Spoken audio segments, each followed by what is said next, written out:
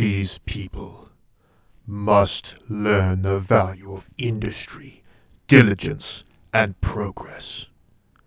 So often the poets speak on the tranquil beauty of simple people living quaint, unambitious lives, barely surviving on subsistence farming. It is just another illusion of the flesh, a fantasy.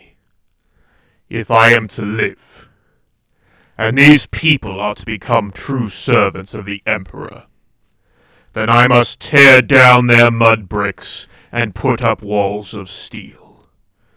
They must grow strong, or else they will be nothing but a delectable fruit to be plucked by Xenos or heretic and consumed without mercy.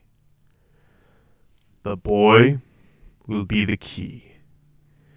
He is foolish and unready, but he will serve my purpose.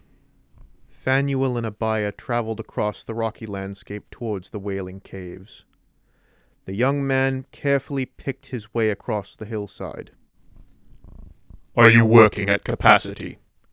What? Is this as fast as you can move? I can go faster. Why? Do so. Every moment is precious to me. The sooner we complete this task, the sooner we can move on to the next one. Abiah began to move more quickly. He got the very distinct impression that the golem could easily keep up with him, even if he were to sprint with all his might. Yet another thing the stories got wrong. They had always described the golems as slow, ponderous things. Are you prepared to lead the people of your village? What? What do you mean? When Methuselah dies, will you be prepared to take his place and fulfill your duties as the new priest? He is not a young man. Surely you see this. Yes, but I don't think I'm ready to be the priest. There's still so much to learn. Then learn. Become ready. Learn what you must learn. Be diligent in your studies. Act as if this day could be Methuselah's last. You must be ready. I will need your help in years to come. Why? Why am I so important? You are not. Your position is. I will need your support and spiritual authority to guide the people on the path I wish them to trod. Abiah nodded his head. For a creature that was supposed to be ponderous, he certainly seemed to be in a rush all the time. The young man picked up the pace and moved as fast as he could towards the Wailing Caves. When they arrived, Abiah was panting, and he wiped a sheen of sweat from his brow. Phanuel showed no signs of fatigue. Abiah showed Phanuel the different caves and caverns of the old abandoned mine. There were bits and pieces of scrap, but little that Phanuel could actually use for anything. Is this all there is? Well, there are the deep caves, but we never went down there. We could hear things moving in the dark. Sometimes we'd dare each other to go down the long ladder to where the sounds came from. But all the boys eventually panicked and came back up. What's down there? I don't know. It was too dark to see much. I could see shapes moving in the darkness. I remember the noise. The scurrying sound. It was like the wet season rains pounding on 1,000 rooftops. I believe if there is salvageable equipment, it will likely be in the deep mines. Whatever cataclysm destroyed this planet and regressed it to its current primitive state, it might have caused these mines to be abandoned. Any remaining heavy equipment might still be in these deep mines. Abiah nodded and led Captain Phanuel to the long ladder. The bright lights mounted on the golem pierced the inky blackness down the mine shaft, but they appeared to be swallowed by the darkness. The bulky marine tested his weight on the metal ladder, and it seemed sturdy enough.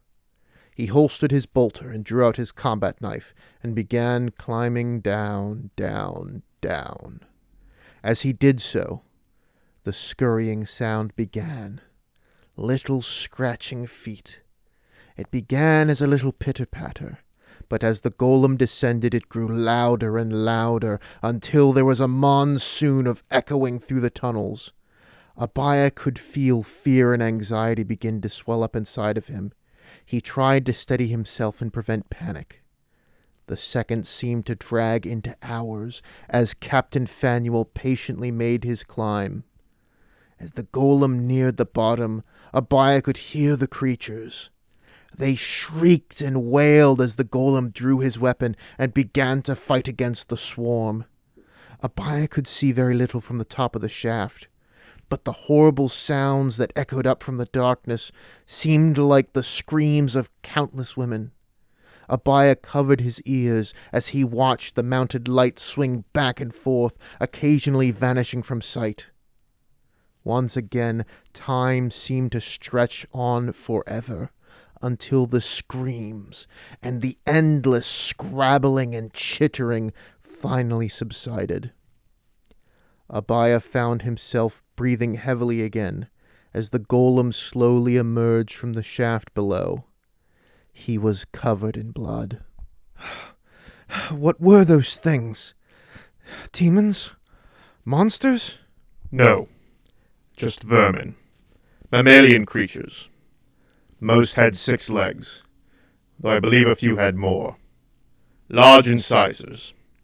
They seemed to range in size from 1 to 2 meters in length.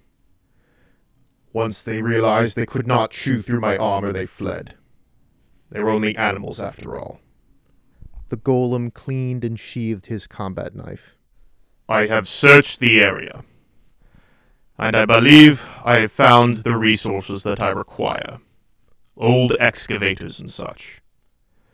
There also still seem to be valuable minerals that can be extracted from this place.